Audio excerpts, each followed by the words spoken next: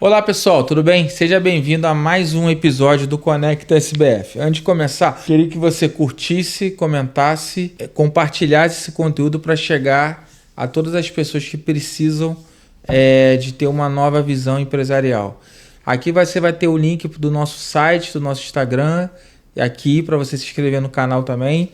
E se você tiver alguma dúvida contábil, fiscal, tributária, se quiser revolucionar o seu negócio, estou à disposição.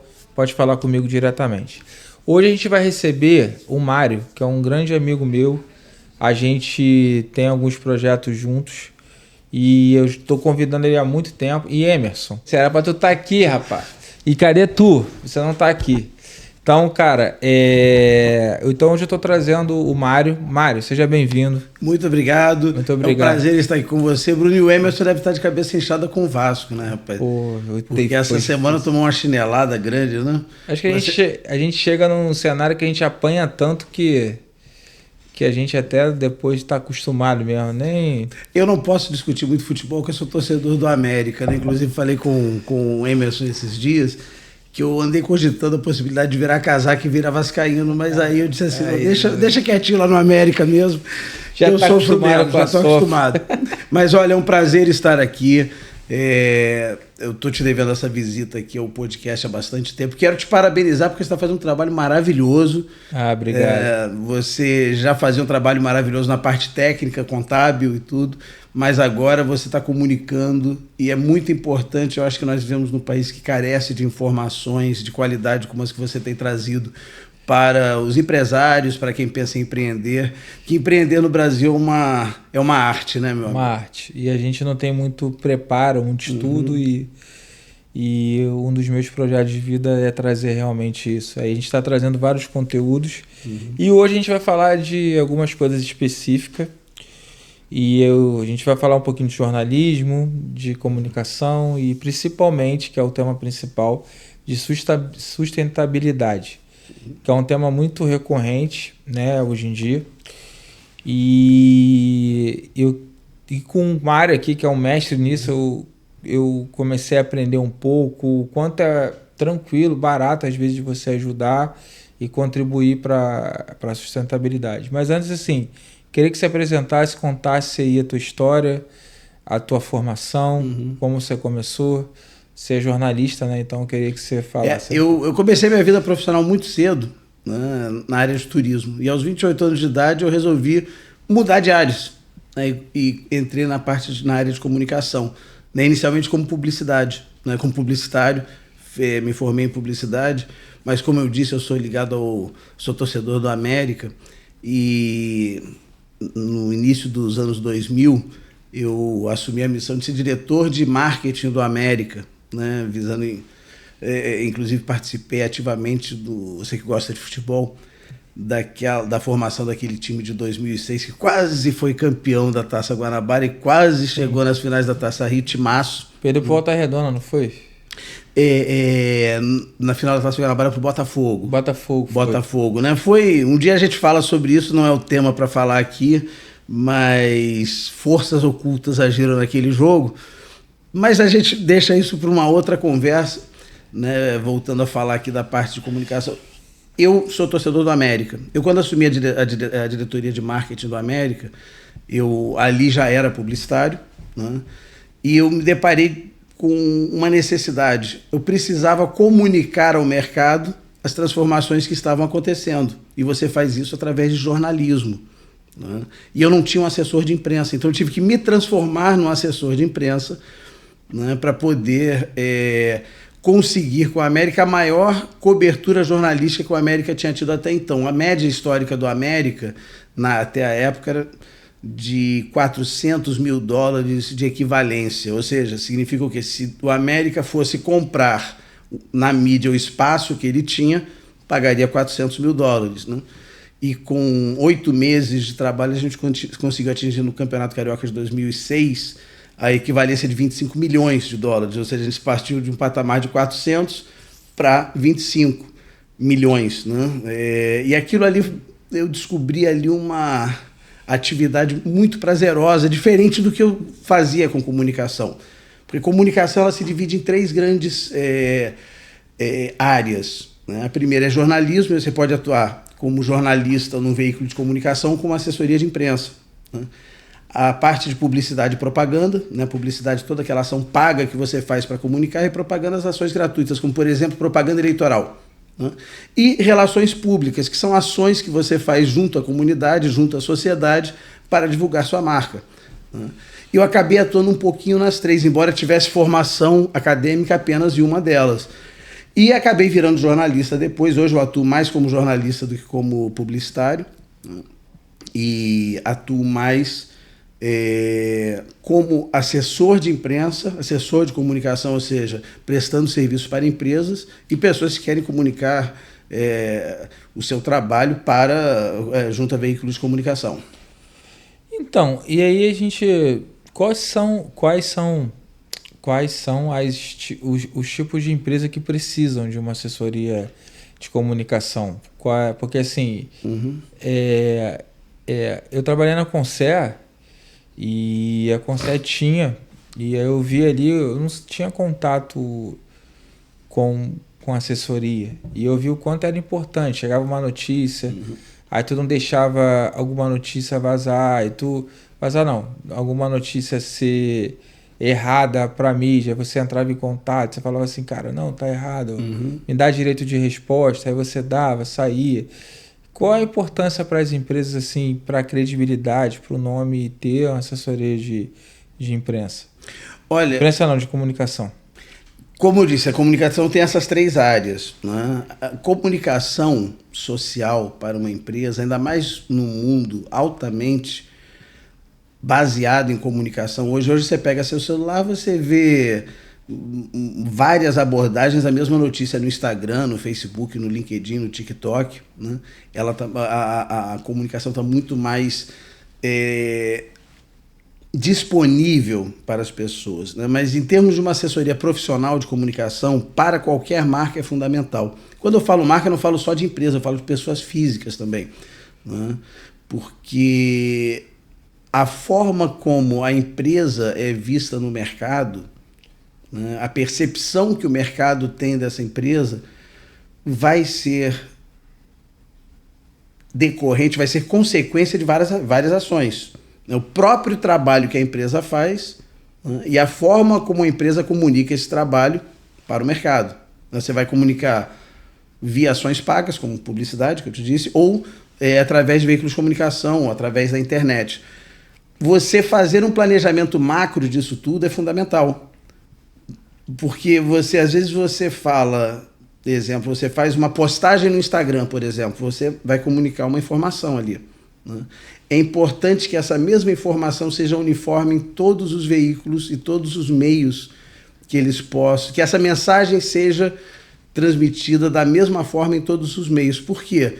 Você começa a perceber essa mensagem de várias formas possíveis, e ela começa a se solidificar, a ficar mais bem baseada no imaginário comum, digamos assim. Então você fala, por exemplo, hoje de Coca-Cola. Se eu pedir para você falar de Coca-Cola hoje, você vai pensar no urso polar, você vai pensar em Papai Noel, vai pensar em Olimpíadas. Então isso acaba linkando a imagem. Você acaba linkando, você constrói uma marca. E são várias ações. Por exemplo, aquele caminhão da Coca-Cola passando na orla todo Natal, né? Tudo é uma ação de relações públicas. Você não paga para fazer aquilo, você simplesmente passa um monte de caminhão. Aí você vai comunicar aquela ação de relações públicas com uma matéria no RJTV, por exemplo.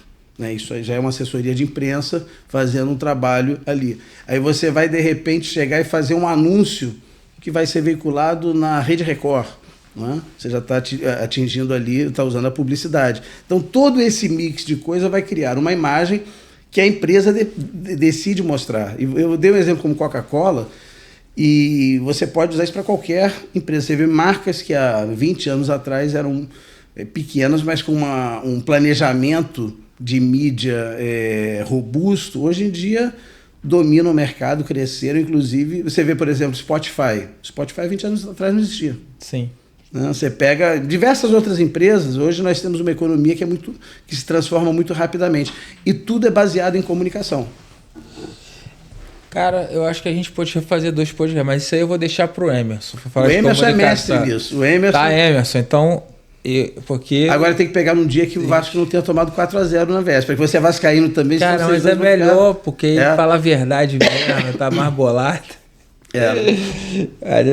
Mas é um tema bem amplo, né? Porque bastante.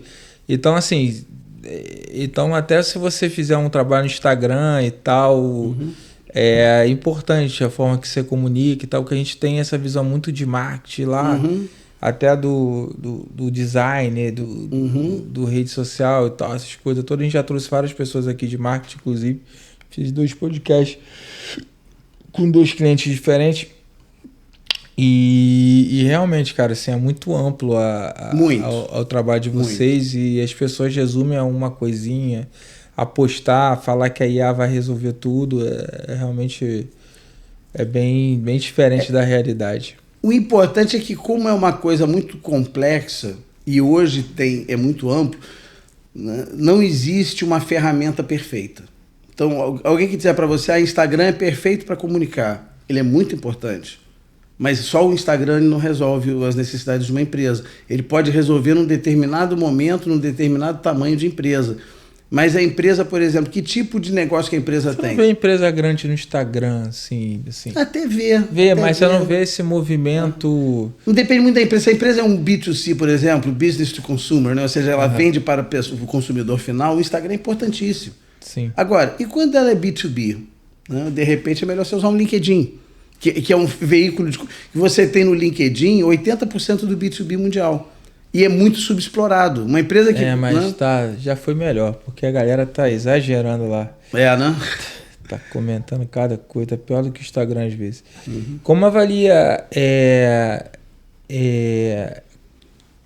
Quer entrar agora na sustentabilidade? Porque assim, eu só queria que você talvez desse um exemplo do quanto um trabalho mal feito de comunicação prejudicou o trabalho, a imagem e tudo que foi feito. Olha, existem alguns casos na história da comunicação... Eu te fazer uma pergunta que eu aprendi no MBA, claro. E você me pergunta se isso é um erro de comunicação. Perfeito. Teve uma vez que a Mercedes lançou um carro que foi um carro mais simples, não foi? Do Classe A. Classe A. E aí, acho que esse Classe A deu um problema dos caras que eles não conseguiram ter insatisfação de e o carro não ficou bem bom. Ou seja, fizeram um carro mais caro que a galera poderia pagar, que a galera tinha uma expectativa maior, então não atendeu o público que ele queria, ali de classe média, e o cara que tem um Mercedes também me reclamou porque, enfim... Eles resolveram lançar um carro de entrada, né? É um erro de planejamento. De publicidade. Que envolve aí a questão mercadológica, envolve até o marketing além da comunicação, que são áreas... Mas a forma afins. De comunicar também não poderia ser diferente, amenizada? Poderia. Foi um erro de planejamento, tá? Ou seja, o planejamento envolveu desde a criação, porque você tentou fazer um carro de entrada, como eles chamam, né? Aquele primeiro carro, né? Um classe A, que seria um Mercedes mais barato, mas com preço bem acima do... Eu não sou especialista no mercado de automóveis. Não era bem acima, mas era acima e não entregando as coisas. Bem mais alto que o Fiat Uno Mille, por exemplo. Sim. Né? Que seria mais ou menos o mesmo público. Né? E aquilo que você falou, quem busca um Mercedes, aquela estrelinha de 3 pontas, ele acaba sendo um consumidor que busca uma marca. Agora, recentemente, teve um da Jaguar, né? Que eu não sei se você acompanhou. Mas eu acho que quando você faz um estudo mercadológico, você vê que cada público tem a sua maneira de comprar. Sim. Então, por exemplo, vamos para carro. O cara que compra um carro de 50, 60 mil reais, ele se liga no consumo da gasolina, na manutenção, dessas coisas todas. O cara que vai para 100 mil reais, ele já procura um carro zero, um carro que, enfim, mais confortável, mais seguro. Que vai estar na garantia, aí ele já justifica a questão da manutenção com a garantia. E quando o cara tem dinheiro, 300, 400 mil, 500 mil, que compra um carro, ele tá um pouco importando se a Sim. gasolina tá consumindo, o custo de manutenção, quanto ele vai pagar, porque ele tem dinheiro para sustentar. Então, assim, ele está comprando a marca também. Quando você coloca uma Mercedes num mercado onde o cara, não vou comprar porque a manutenção vai ser cara, eu não vou conseguir pagar, você queima toda a etapa do que você construiu, né, de mercado, né? Agora, recentemente, aconteceram 2 casos que você pode citar, você pode colocar no rol e dizer assim, olha, presta atenção nisso para não cometer o mesmo erro. O primeiro foi com a Jaguar.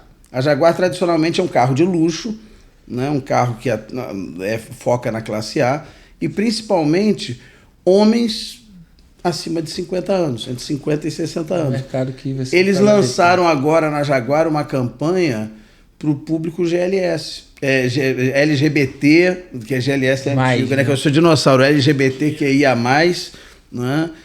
Que inclusive fizeram uma propaganda, né? uma campanha publicitária, não uma propaganda, mas uma campanha publicitária mostrando esse público. Então eles não atingiram esse público, não aumentaram o consumo nessa faixa de público, né? Nesse nicho de mercado, e perderam muitos consumidores tradicionais, homem branco heterossexual com mais de 50 anos, que era o público padrão do Jaguar, né? E o outro, recentemente, agora uma campanha do Bradesco, né? Que era um banco que tinha uma penetração no agro brasileiro fortíssimo, e que eles fizeram uma campanha para vamos adotar a segunda sem carne. Então, a maioria dos pecuaristas do Brasil que tinham conta do Bradesco encerraram a conta do Bradesco. Né? Com isso, toda a vice-presidência de marketing do Bradesco foi... Porque eles perderam da noite para o dia uma parcela, um volume de dinheiro fortíssimo. Né? Que você está falando do agro. O agro brasileiro hoje representa 1/4 do PIB, 1/3 das contratações formais, dos empregos formais do Brasil, e metade das exportações. Aí você pega esse mercado e você tira do teu banco, da noite para o dia. Um erro de comunicação. Então, comunicação numa empresa é fundamental. Se você comunicar para o seu público de uma forma que teu público não quer, você acaba perdendo o mercado. Você não conquista o novo mercado e perde. Eu dei 2 exemplos. Se você olhar, nos últimos 20 anos tem vários. Mas aí qual é o exemplo do... Acho que a gente pode gravar um agora, um depois, e esse tema tá interessante. Fica a seu critério. Mas assim, tô brincando. A gente dava pra falar de sustentabilidade. Mas assim, cara, mas, por exemplo, o Burger King, ele fez aquelas campanhas do meio estranho, que todo mundo reclamou. Do Kid Bengala? Do Kid Bengala, teve outra também. E aí eu fui entender que ele tá fazendo isso de propósito, porque Você viu? Não, eu escutei de um profissional. Então, é isso que eu tô dizendo. É isso que eu escutei num podcast de um profissional que tava falando justamente isso. Que, cara, o que ele fez? O McDonald's é aquele perfeitinho, caraca, ele entrou no outro cenário. Sim. E ele tá pegando o outro público do outro cenário. Quando eu fiz o MBA em 2006... O professor falou que quando você estuda o mercado, um dos públicos mais promissores era o LGBT. Sim. Representa 10% do mercado. Porque tem um custo menor com o filho, tem mais disponibilidade de viagem, tem uma vida um pouco mais de gastar, de aproveitar. E aí os hotéis já estavam se direcionando para isso, a esposa já estava se colocando para isso. Então, assim, é muito isso. Eu sou você é uma contabilidade e tal, mas, pô, eu vou atingir um nicho de 1 milhão de pessoas e eu tô começando uma mentoria, enfim, tô vendo. E o cara abriu o olho pro seguinte, cara, você tem que nichar, tem que procurar alguma coisa para nichar. Eu sempre fui muito contra de nichar. Só que, por um lado, ele me mostrou que o nichar é o seguinte, cara, você vai se comunicar melhor para um cenário menor. Se você tiver uma comunicação ampla, você está disputando com todo mundo ali. Então eu falei, cara, é verdade. Tá. Hoje nós temos uma facilidade de comunicação, porque você vê, há 20 anos atrás, 25 anos atrás, eu queria lançar um produto top, que atingisse, assim, bomba atômica. Eu tinha que contratar um anúncio em rede nacional, no Jornal Nacional, no intervalo do Jornal Nacional, e pagava só para veicular $10 mil por segundo. Um anúncio tem 30 segundos, em média. Às vezes você fazia um lançamento com um anúncio de 1 minuto, 2 minutos. Você coloca aí 10 mil vezes 30, se for um assunto básico, um anúncio básico, perdão, você está gastando $300 mil só para veicular. E você não coloca no intervalo do Jornal Nacional um anúncio com uma qualidade duvidosa. Então ele tem que gastar mais pelo menos uns 5 milhões para produzir o anúncio, né? Então, hoje, aí você atingiria quantas pessoas no Jornal Nacional? 50 pontos de audiência, isso há 25 anos atrás, vamos dizer, 40 pontos de audiência. Cada ponto na época devia dar umas 80 mil pessoas. 80 mil pessoas vezes 40, você está falando de 3 milhões, é isso? 80 mil vezes 40, 3 milhões e 200 mil pessoas. Não, 32 milhões de pessoas. 32 milhões. Né? 32 milhões de pessoas, você tinha que gastar 5, 6 milhões de dólares para se comunicar uma vez com essas pessoas. Você hoje, com $200 mil, você se comunica com as mesmas pessoas através da internet. Mas veja bem, de uma coisa direcionada, e ainda você vai entrar na internet hoje, se o cara vai dar uma busca ali, exemplo, seguro de vida. Estou dando um exemplo. Você vai encontrar ali direcionado um anúncio para seguro de vida. Então ele vai direto naquele anúncio de seguro de vida. Ele não vai ter que, de repente, estar pensando no jantar que ele vai fazer no Dia dos Namorados com a esposa e aparece um anúncio de plano de saúde. Entende? Então, hoje, não é que a televisão não é mais importante. Entraram outros produtos nesse mix. E você consegue otimizar a verba. Antigamente, você começava uma campanha, você já pensava de 2, 3 milhões para cima. Hoje em dia, um pequeno empresário, um dono de uma padaria que está da padaria do bairro, ele tem como investir em publicidade. O dono da oficina mecânica do bairro, ele tem como investir em publicidade. Né? Sim. E você só muda isso. Então, isso abre novas oportunidades de trabalho, né, para profissionais nessa área. Ou seja, você hoje tem profissionais... Hoje, uma pessoa que trabalha com planejamento de rede social, né, um social media, ele ganha mais hoje começando do que ganhava, de repente, um jornalista início de carreira 20 anos atrás. Sim. Comparativamente. Então, abriram novas oportunidades, foram criadas novas oportunidades. O mercado vai mudando, e isso é normal, isso é bom e positivo, porque você descentraliza a comunicação, né? Vamos falar de sustentabilidade. Sim. Sustentabilidade. Vamos falar de sustentabilidade, que é o tema central, né? Acabou que foi para outra coisa. Então, Emerson, tu vai continuar esse bate-papo, tu tem essa missão aí de continuar aqui. Ou então tu pode gravar junto com o Emerson quando ele vier também. A gente grava dois. Vamos lá. A sustentabilidade hoje em dia, ela é muito pautada, às vezes. Não está nem no script aqui, agora que eu pensei que as coisas vão colocar. Tem uma pauta um pouco ideológica, às vezes, na sustentabilidade, daqueles que um grupo apoia mais, um outro grupo apoia menos, tem toda essa situação toda. Eu queria que você falasse um pouquinho da importância da sustentabilidade real. Porque, assim, eu acho que as pessoas, hoje em dia, com tanta informação, toda a rede social, com tanta coisa que acontece, se você canalizar isso por bem, você consegue melhorar e se tornar uma pessoa muito melhor profissionalmente e ter várias oportunidades. Claro. Mas também, se tu não usar isso, tu se torna uma pessoa muito, muito complicada, porque você não consegue filtrar, você não consegue colocar e você não consegue entender. Então as pessoas têm muito uma mania de falar do que não entendem. Né? De ser o dono da razão porque escutou, porque alguém falou, do que alguém teve, enfim. Porque o carro tal é ruim, porque um outro teve. Cara, as pessoas têm de preguiça de chegar a estudar e ter uma opinião própria sobre aquilo. Perfeito. Então, por exemplo, eu quando fui criar o podcast, eu pesquisei isso aqui. Aí eu não fui mais do que uma opinião. Vi como é que funciona a câmera, o que tem que... E até o Gabriel falou que o outro rapaz que trabalhava aqui ficou bolado, que eu sabia da lente mais do que ele. Ele falou, pô, eu saí da lente mais do que eu. Mas, cara, as pessoas precisam se formar de uma forma imparcial. E hoje em dia, tem assim, eu não gosto, por exemplo, se eu não gostar do governo atual do Lula. Eu não gosto mesmo, mas enfim, é uma coisa pessoal. Mas se ele fizer uma coisa boa, se eu chegar e falar assim, pô, isso aí que ele fez, eu acho que é legal. Pô, mas tu não era contra o Lula? Você virou a cara. Não, cara, eu só analisei a situação do jeito que tem que ser analisado e fui justo na situação que tem que ser justa. Acabou. Como, por exemplo, eu acho que esse tarifaço do Trump é uma babaquice. Entendeu? Babaquice. É uma coisa idiota. Ah, porque eu tenho um viés mais de uma visão que eu vou concordar.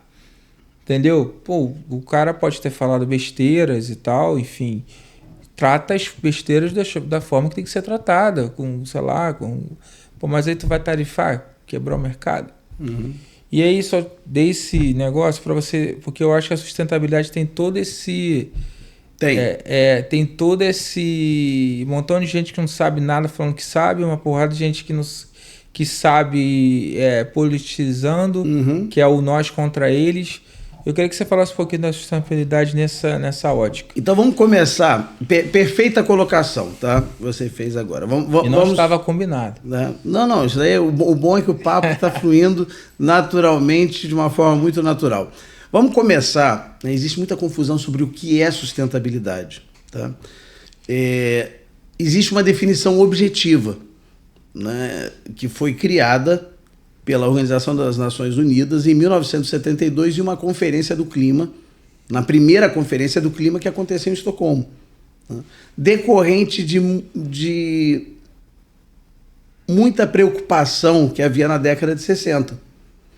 E a preocupação na década de 60 que originou essa conferência, ela era diferente de hoje. Na década de 60 se falava de agrotóxicos. E você usava exatamente esse termo, agrotóxico. Porque se você pensar como era há 60 e tantos anos atrás, o produto que era utilizado em lavouras, e tinha um nível de toxicidade era realmente altíssimo. Pois bem, grande preocupação na época era a contaminação de solo e de água. E acabou gerando diversos debates que ocasionaram nessa primeira conferência do clima. Essa primeira conferência do clima, ela definiu diversas coisas e teve quase 200 países signatários, inclusive o Brasil. E ali criou-se uma definição objetiva do que é sustentabilidade. Sustentabilidade, segundo a ONU, segundo essa conferência do clima, é o equilíbrio harmônico entre 3 fatores. Meio ambiente, seja na sua proteção ou na sua recuperação, desenvolvimento humano e crescimento econômico. Então, aquele estudo, quando a gente estuda conjuntos, lá no ensino fundamental, você pega 3 conjuntos, 3 círculos. Um círculo é de meio ambiente, outro círculo, encaixando aqui, é de desenvolvimento humano, social, e o terceiro círculo, o terceiro conjunto, crescimento econômico. A interseção desses 3 se dá o nome de sustentabilidade. Ou seja, não existe uma coisa que a gente vê muito em todo veículo de comunicação, nos principais telejornais do Brasil, eu já ouvi o termo sustentabilidade ambiental. Não existe sustentabilidade ambiental, existe sustentabilidade. O meio ambiente é um dos componentes. E eu vou te dar um exemplo disso, claro. 66% do Brasil é coberto por florestas nativas. A Amazônia, nós temos 6 biomas. A Amazônia, que é o maior deles, temos ainda o Pantanal, os Pampas, Cerrado, Caatinga, que é o único bioma 100% brasileiro, e Mata Atlântica. Né? Da Amazônia, que é o maior dos biomas, 84% da floresta é preservada. Então vocês, poxa, a Amazônia é sustentável? Não. A Amazônia tem um alto índice de preservação ambiental. Mas, ao mesmo tempo, a Amazônia tem o pior IDH do Brasil. Você tem áreas na Amazônia que tem um IDH de 0,2, 0,21, né? Numa escala que vai de 0 a 1. Né? E você diz assim, poxa, na Amazônia você tem pessoas que morrem de sede por beberem água contaminada em cima da maior bacia hidrográfica do mundo. Como é que pode isso? Você tem gente que morre de fome numa área que você poderia estar produzindo alimentos e tudo, mas você tem gente ali que passa por uma situação precária em cima. Para você ter uma ideia, a Amazônia tem o subsolo da Amazônia tem o equivalente a 1 século de PIB americano debaixo da terra. Então você tem ali os 2 maiores lagos de água salgada, de água doce do mundo, suficiente para abastecer todo o planeta por 300 anos, né, que é o aquífero Alter do Chão. Você tem os principais minérios, você tem nióbio, você tem magnésio, você tem ouro, você tem, enfim, o que você imaginar, e você acaba não permitindo o terceiro elemento, que é qual? O crescimento econômico. Diz assim, poxa, não podemos fazer mineração na Amazônia. Por que não? Hoje tem tecnologia que você consegue extrair esses minérios de uma forma ecologicamente correta, ambientalmente correta, sem poluir o meio ambiente. É claro, você tem que ter uma preparação, mas você não pode dizer que a Amazônia é sustentável. Aí você pensa assim, poxa, mas o mundo quer que a gente preserve a Amazônia. Legal, também quero. Eu não estou dizendo aqui que a gente tem que cortar a Amazônia, não. Sim. A Amazônia tem que ser preservada. Mas você tem que achar um equilíbrio que a pessoa que mora na Amazônia não morra de hepatite porque não tem água tratada. Em compensação, você ouve-se falar muito, o agro é o malvadão da natureza. Temos que preservar a Amazônia porque o agro vai destruir a Amazônia. Gente, hoje, pelo Código Florestal, se você compra uma fazenda na Amazônia, 80% você tem que guardar para preservação ambiental, só produz em 20%. As pessoas falam do que não sabem, né, cara? Esse é um grande problema. As pessoas costumam emitir opinião sem conhecer. Mas antigamente, para você emitir opinião, você só era daqueles cara que opinava no jornal. Aí depois que botou a rede social, qualquer um vai lá e comenta. E aí o cara comenta de uma pessoa que não teria voz de nada. Verdade. Porque a Luana Piovani comentou o cabelo da outra. Cara, quem é a Luana Piovani, quem é o cabelo da outra para isso virar assunto? É verdade. Entendeu? E quando se fala de sustentabilidade... Porque a outra ficou pior. chateado porque eu sei que lá o quê, tal. Porque assim, a gente fala de sustentabilidade e a gente sempre pede incentivo do governo. Sim. E eu acho que o governo tem que dar um incentivo. Mas, olha o ponto. Essa parte econômica, essa mentalidade do brasileiro, e eu acho que é mais brasileiro do que em outros lugares, criaram um carro híbrido. Olha só que bizarro. Criaram o carro híbrido. E aí o carro híbrido tem desconto de IPVA. Aí tu fala, beleza, tá tudo certo. Aí inventaram o carro híbrido leve, médio e o normal. Sei. O leve quase não tem nada. Aí você chega na concessionária e fala, mas por que o leve? Não, é só para pagar IPVA. Então, ou seja, o cara usa a parada da sustentabilidade, faz um armengue para ter benefício econômico. E aí... Por isso que eu falo assim, tipo, você tem que debater os benefícios fiscais? Sim. Eu, como contador, acho que tem que se debater sim o benefício fiscal. Mas não é tirar de qualquer jeito, você tem que analisar caso a caso. Certo. Porque, por exemplo, vai tirar uma indústria que tem um negócio, para você perder emprego. Então, assim, a sustentabilidade, cara, eu acho que não só a sustentabilidade, mas... Principalmente a sustentabilidade, ela tem que ser uma coisa que tem que ser genuína. As pessoas têm que entender e querer fazer independente do retorno financeiro. Porque é a saúde dos teus filhos, dos netos, das próprias gerações. Porque precisam... A gente vai entrar no negócio do selo, essas coisas todas, você vai explicar melhor. Mas e não é um esforço muito grande de você ajudar e você criar algo mais sustentável. E sem questão de benefício fiscal, porque eu vou ganhar ou vou deixar de ganhar. A gente não tem planeta B. Essa é a verdade. São duas coisas, viu, Bruno? Quando você para e pensa, olha, hoje nós temos um fato, tá? Existem ciência e ela tem uma coisa muito interessante, que se você reunir 50 cientistas numa sala, né, e trouxer uma questão a ser resolvida, você vai ter 50 soluções diferentes. E você dificilmente vai ter unanimidade. Então você tem diversas teorias que... Vou te dar um exemplo. Aquecimento global. Esse termo aquecimento global deixou de ser utilizado. Hoje você fala em quê? Em mudanças climáticas. Né? Porque quando você falava em aquecimento global, tinha uma linha de cientistas que dizia: não existe aquecimento global, existe aquecimento localizado. Né? Outra linha dizia: não, aquecimento global existe. Né? E uma linha dizia assim: olha, a Antártica ela está tendo um derretimento de gelo nos últimos anos que é o maior de toda a história.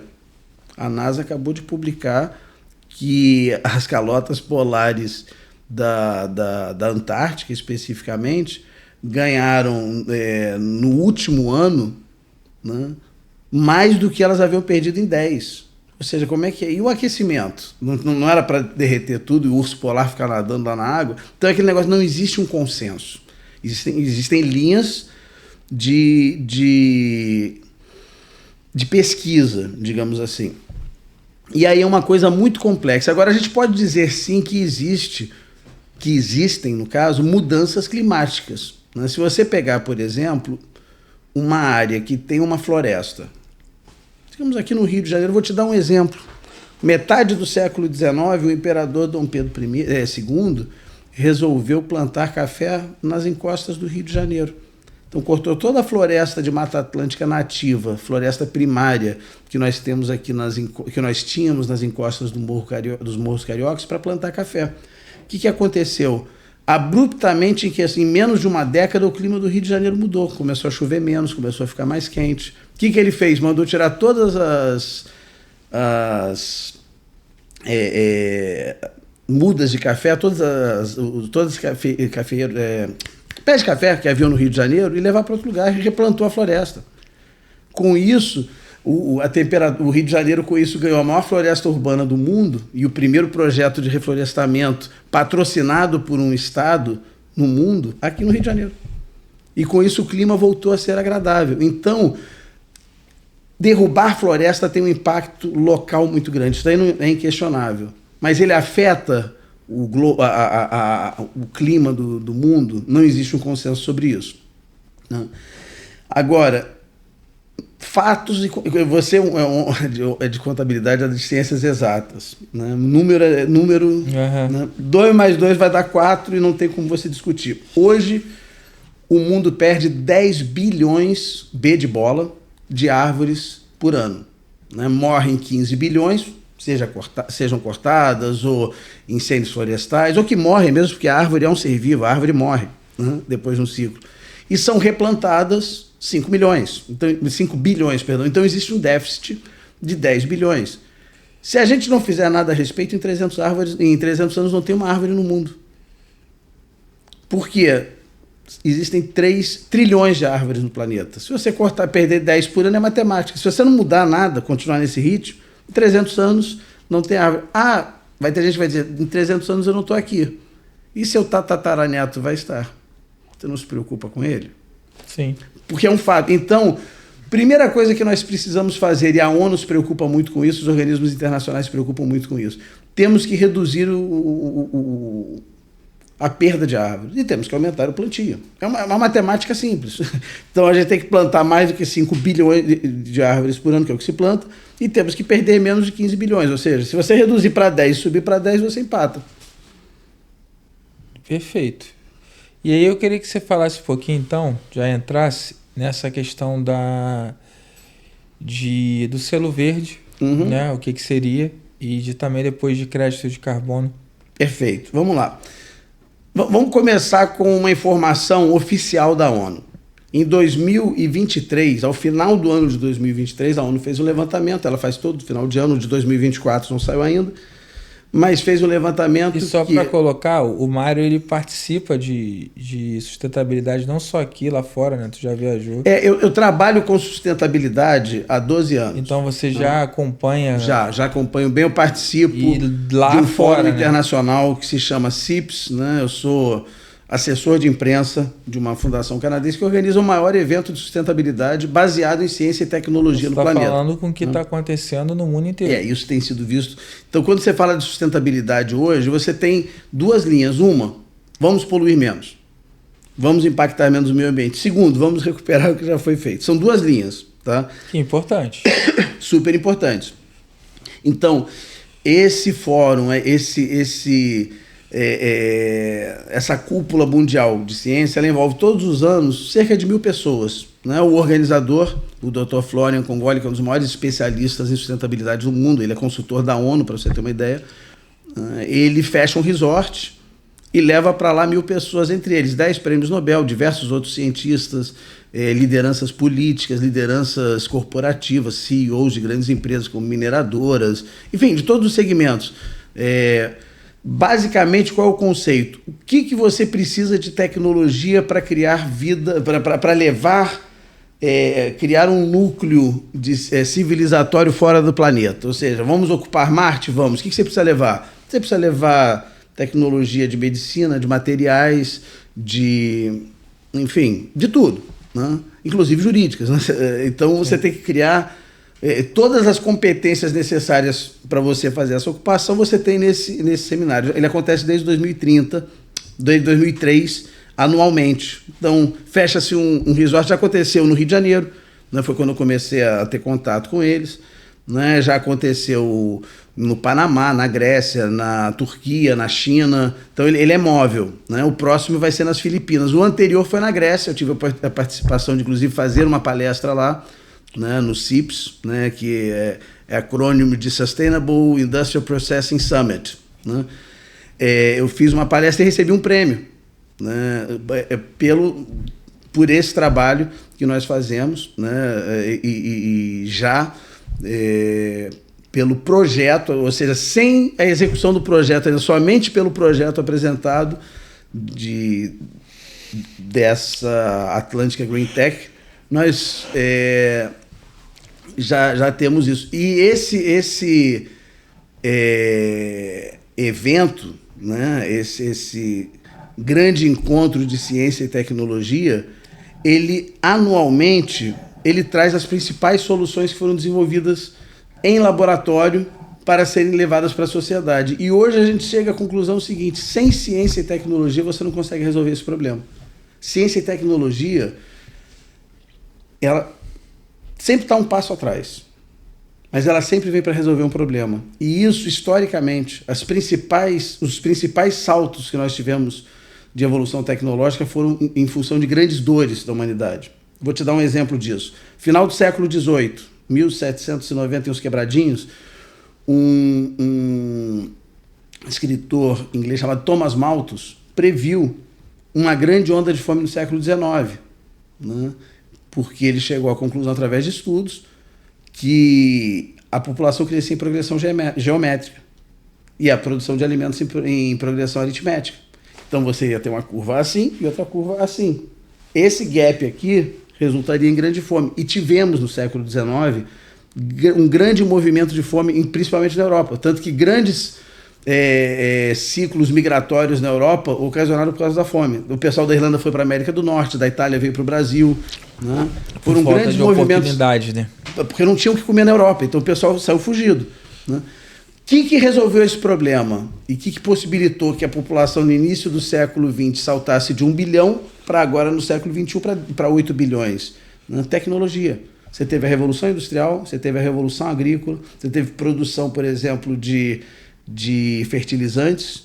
Né? Hoje você vai falar em agricultura no mundo. A medicina também. Medicina, ou seja, ciência e tecnologia. Hoje, por exemplo, produção de alimentos no mundo. Hoje, de 8 bilhões de pessoas, 7 bilhões são alimentadas. 1 bilhão não faz 3 refeições por dia. E a população nos próximos 20 anos vai chegar a 10 bilhões. Como é que você faz para alimentar esses 2 bilhões? Ciência e tecnologia. O Brasil, por exemplo, ele é líder em termos de tecnologia da solução do problema alimentar do mundo. Que nós temos, por exemplo, você pega o planeta, você tem 2 faixas, 2 linhas que vão ser fundamentais para alimentar o mundo nos próximos 30 anos, que é o cinturão tropical, aquela faixa de terra entre o Trópico de Câncer e o Trópico de Capricórnio. Por quê? 60% da produção de alimentos no mundo hoje vem da região acima dos trópicos, ou seja, na região de clima temperado. Só que ali não tem mais onde plantar um pé de milho. Não tem, chegou no limite. Aqui no Brasil, por exemplo, nós conseguimos triplicar nossa produção sem cortar uma árvore. Por quê? Tem lugares que a gente consegue ter 3 safras. Como? Ciência e tecnologia. Então, nós temos hoje uma empresa, por exemplo, que é destaque em termos de pesquisa agropecuária, que é a Embrapa. A Embrapa hoje ela tem tecnologia para exportar para esses países do cinturão tropical, cerca de 80 países, na África, na América Central, na Índia, na China, no norte da Austrália, tecnologia que nós desenvolvemos no Brasil. E que funciona. Vou te dar um exemplo. O Cerrado, há 50 anos atrás, o conceito é que você não podia plantar nada lá, que era uma terra improdutiva. Hoje, é a maior produção de soja do mundo. É verdade. Baseado em quê? Ciência e tecnologia. Aquilo que o Pero Vaz de Caminha escreveu para o rei na carta, aqui em Se Plantando Tudo Dá, não procede muito. Aqui ele poderia ter colocado, aqui em Se Adubando Tudo Dá. Porque se você não colocar fertilizantes na nossa terra, a gente não produz. E a gente só consegue achar esse mix na base de muita pesquisa. Então nós temos fertilizantes. Hoje o Brasil ele importa 90%, um pouquinho mais, do mix de 3 principais fertilizantes, que é o NPK, né, que é o N é nitrogênio, né, o P é potássio e o K é... Ai, minha nossa, P é fósforo e K é potássio. Então, é nitrogênio, fósforo e potássio. A gente importa 90%. E importa de países que são assim super tranquilos. Ucrânia, Irã, né, Catar. Né? Então, você vê que a nossa... Eu diria até que segurança nacional, porque segurança alimentar... Hoje, de cada 5 pratos de comida servidos no mundo, um é produzido no Brasil. Então, o mundo precisa do alimento que é produzido no Brasil. E a gente faz isso de forma sustentável. É uma injustiça muito grande você falar do agro, que o agro é o malvadão da natureza. Não é. Você não produz um pé de alface no terreno que não esteja aqui, numa terra degradada. Você, para produzir a terra, ela tem que estar... As pessoas falam muito do que não sabe. Falam muito do que não conhecem. É isso aí. É complicado. Mas fala um pouquinho aí do que é um selo verde e crédito de carbono. Na verdade, eu falei que eu interajo com essa fundação, né, com esse evento, há mais de uma década. Né, o CIPS, que eu falei. Né? Em 2022, no encontro que aconteceu na Tailândia, eu estava lá na Tailândia, nós fizemos uma preparação diferente para esse evento, né? Que foi que nós fizemos uma série de entrevistas. Eu acredito até para verificar isso, eu acho que eu fui o jornalista que mais entrevistou cientistas no mundo. Né? Eu tenho mais de 120 entrevistas, entre elas prêmios Nobel e tudo. E nessa preparação para esse evento eu tive que pesquisar muito, porque eu ia entrevistar pessoas. Então, se eu vou entrevistar alguém ligado à física nuclear, eu não entendo absolutamente nada de energia nuclear. Hoje eu entendo um pouquinho, mas para entrevistar eu tinha que pesquisar sobre aquilo. E nessas pesquisas, eu acabei me aproximando muito de um conceito lançado na COP27, há 3 anos atrás, né, que aconteceu no Egito, que foi a criação de um fundo da ONU para reflorestamento, para resolver aquela questão que eu falei, um saldo negativo de 10 bilhões de árvores por ano no planeta. A gente perde 10 bilhões. Então a ONU criou um fundo para mitigar essa questão, né, para resolver essa questão, que naturalmente vai resolver a questão, vai amenizar a questão de emissão de gases de efeito estufa. O que acontece? Quando eu vi isso, eu comecei a me aprofundar. E gerou um interesse do empreendedor, né? Porque aquele negócio, eu sou jornalista, mas sou empreendedor também.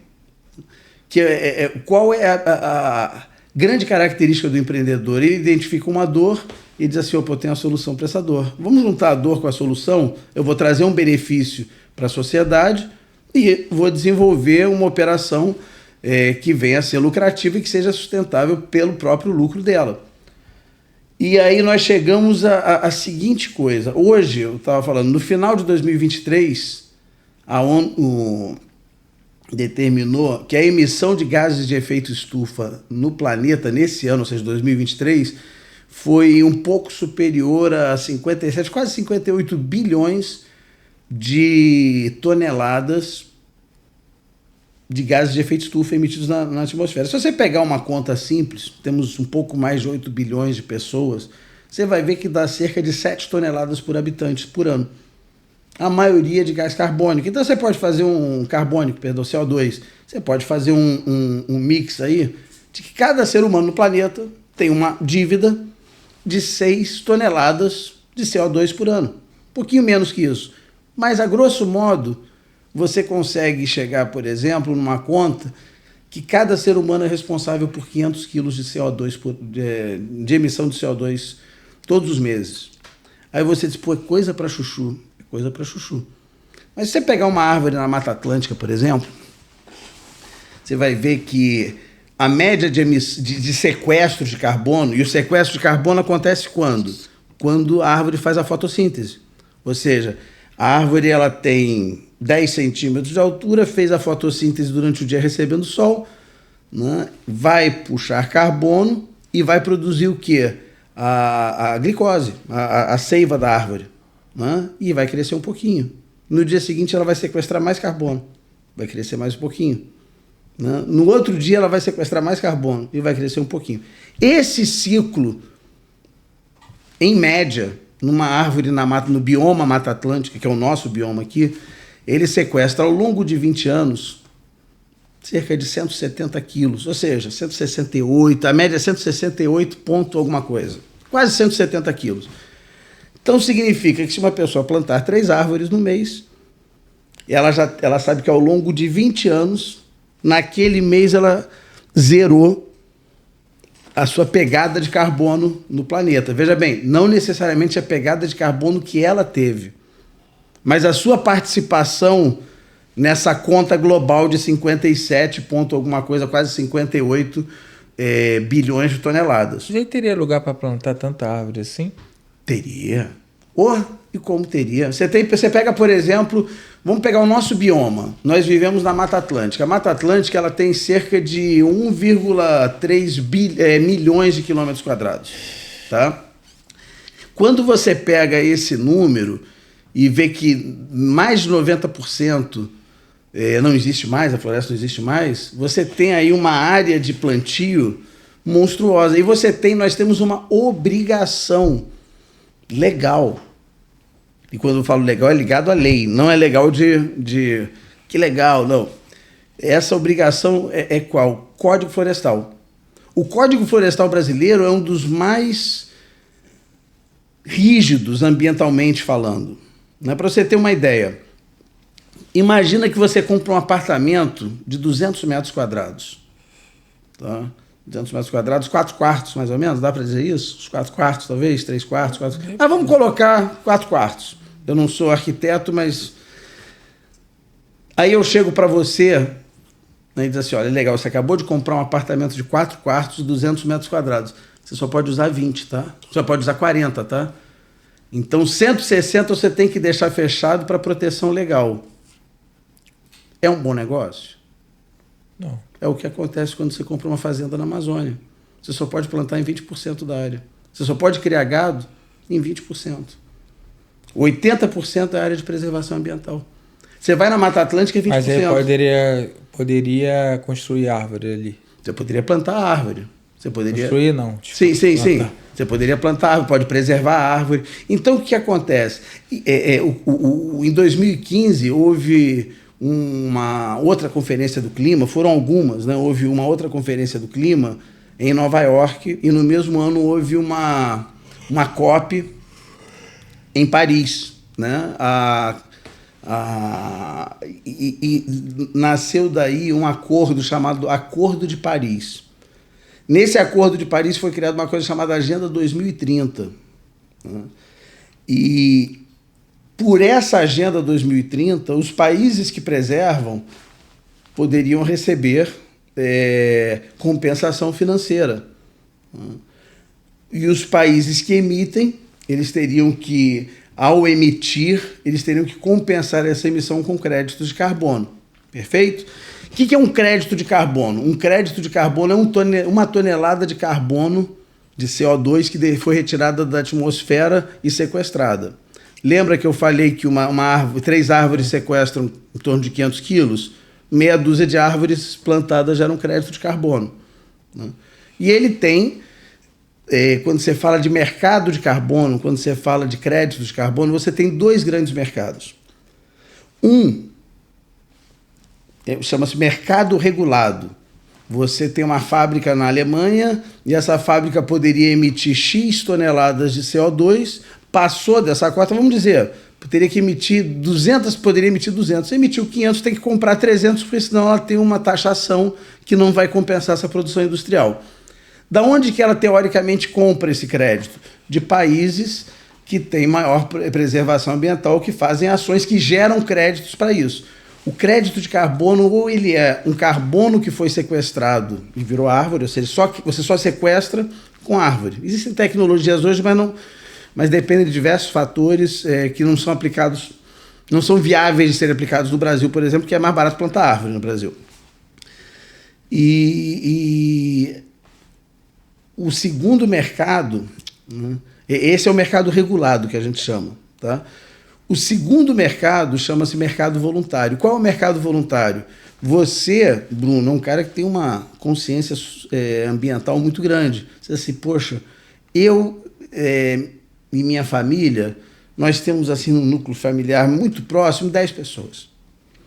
Essas 10 pessoas, em média, você coloca aí 500 quilos, em um mês, 10 pessoas, o consumo dessas 10 pessoas... 5 mil. 5 toneladas. Se eu sei que 3 árvores, eu tiro 500 quilos de CO2 da atmosfera, eu tenho que fazer 5 mil, eu tenho que plantar 30 árvores. Poxa, legal. Aí você tem um sítio, você vai lá e planta 30 sementes e as 30 sementes viram árvores. Você cumpriu sua parte? Cumpriu, né?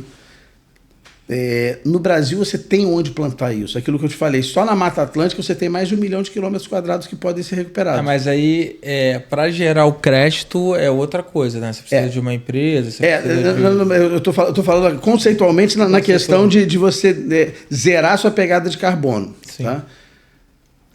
Aqui no Brasil a gente tem terreno para fazer isso. E no Japão, o cara que tem uma consciência, o japonês que tem uma consciência ambiental muito maior que a nossa, e diz assim, vou plantar...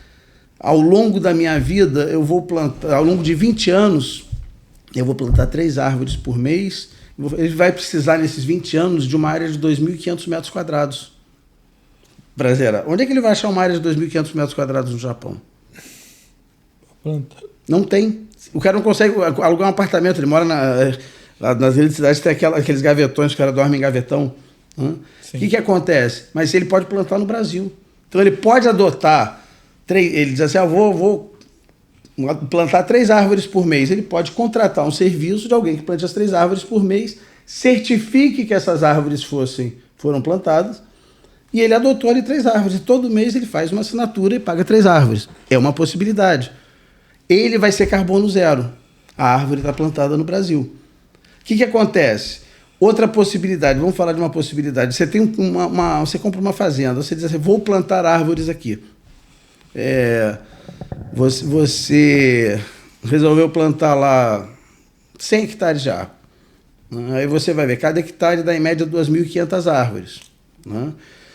Aí você vai fazer a conta ali, quanto que é aquilo ali, cada 6 árvores plantadas, a gente já viu, em média vai dar um crédito de carbono. Você vai fazer a conta aí, 100 hectares vezes 2.500, dividir quantos créditos deu. A partir do momento que você tem aquilo, existem empresas que são certificadoras de crédito de carbono. Né? Então você precisa de uma empresa... Você precisa de uma empresa que certifique. Ela vai fazer uma certificação, ela vai fazer uma auditoria ambiental. Vai dizer, poxa, o Bruno plantou aqui 1.000 árvores. Essas 1.000 árvores ao longo de X tempo vai sequestrar tanto de carbono e vai te dar um certificado. Esse certificado ele é moeda corrente. Você pode trocar isso. Né? Em dinheiro? Tem valor comercial, sim, porque a empresa na Alemanha, por exemplo, que estourou o crédito, ela vai ter que comprar de alguém. Existem empresas que fazem isso hoje, existem bolsas de... É uma commodity, basicamente. Né? Tipo uma nova moeda, né? Vamos dizer assim. Não é tão nova assim, que a gente está falando desde 2015. Tipo uma moeda digital. É uma moeda digital. Já houve algumas bolsas em Chicago já teve uma e tudo, que comercializava isso como uma commodity, tá? Hoje em dia são mais empresas que fazem isso, institutos certificados. Em Frankfurt tem um mercado muito grande sobre isso, ou seja, na Europa tem um mercado muito grande. Agora, o principal é que as novas tecnologias... Outro dia você andou falando sobre criptoativos aqui. Né? Já falei. Hoje em dia, nós temos um projeto, que não é um projeto de curto prazo, é um projeto mais para frente, de trabalharmos com criptoativos, atrelados a árvores. Ou seja, como é uma operação matemática, você tem uma métrica, você pode dizer, essa árvore aqui foi plantada, eu tenho dados científicos que me dizem que essa árvore a cada ano gera tanto de crédito. Aí você tem tantas árvores iguais a essa ali plantadas, elas vão gerar um determinado crédito, e eu vou atrelar um criptoativo a esse crédito. Tá, mas, então, mas aí o que acontece? Vamos lá, só para a gente também já tá indo... só para a gente ver essa situação. Então, uma empresa que... Vamos agora para a parte de empresa. Certo. Uma empresa que tem esse selo, que tem essa pegada de sustentabilidade.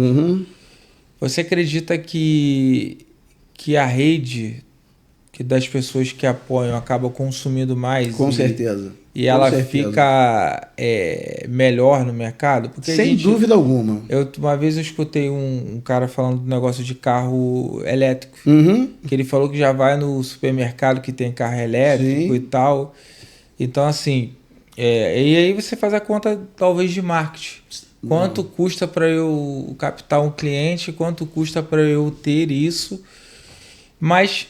eu acho legal a empresa ter essa pegada também, só que eu acho que ela não pode tentar virar isso, como eu te falei, como conceitual financeiro. Porque eu acho que a sustentabilidade é muito maior do que o viés financeiro. Eu sei que todo mundo na vida gira em relação a dinheiro. Sim. Uma coisa é tu fazer uma coisa boa, isso te gerar consequências financeiras. Outra coisa é você fazer para ter essas consequências financeiras. Sem dúvida. E eu acho que a sustentabilidade não pode ir por esse caminho. São duas coisas, vamos lá. Nós vivemos num mundo hoje que passa por transformações muito rápidas e profundas. Não é? E a internet tem muito a ver com isso.